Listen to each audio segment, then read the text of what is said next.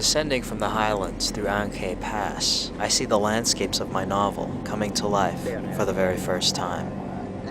Before me is the region once known as Tay Sơn, land of the Western Mountains.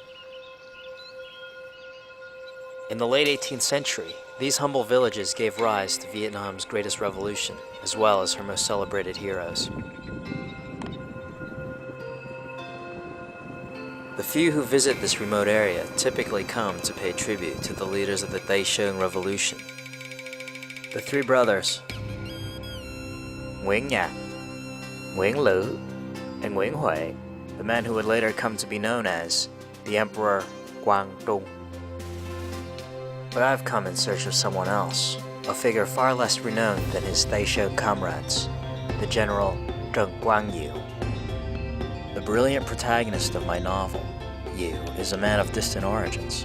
He comes from afar to join the revolution, as an outsider. But there's a problem with my fiction.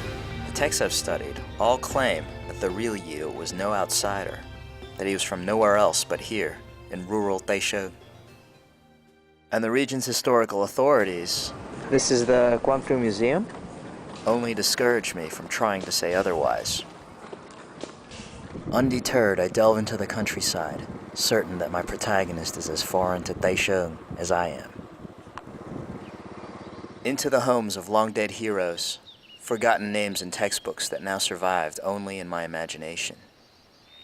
Villagers who live nearby invite me into their homes and regale me with tales of old Tay Sơn that have been passed down through the generations. But the slurred drawl of the local dialect is nearly incomprehensible to my foreign ears. Fortunately, my friend Lang from nearby Quy Nhơn understands enough to translate into standard Vietnamese for me. Our inquiries lead us deeper into the countryside, to the river hideout known as Hầm Ho. The Tay Sơn trained their troops here and practice a form of martial arts known eponymously as Võ Tay Sơn. Everyone we meet knows someone who practices the fighting style, but no one is willing to demonstrate it, until Min, a local hustler, offers to help me. A fancy meal, plus several cash handouts for him and his friends, buy me a glimpse at the martial side of old Tay Sơn.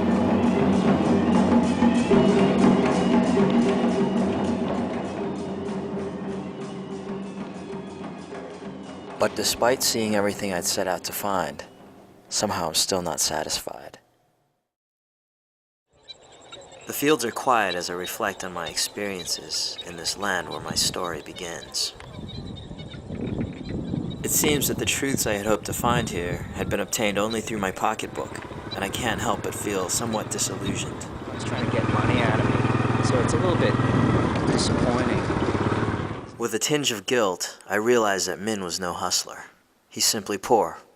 To him and his friends, I'm a foreigner, wealthy and naive, and an opportunity not to be passed up.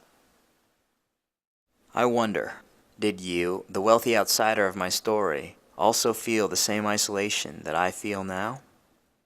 Or have I taken a poor local farmer away from his true home in hopes that someone else might understand my own sense of alienation?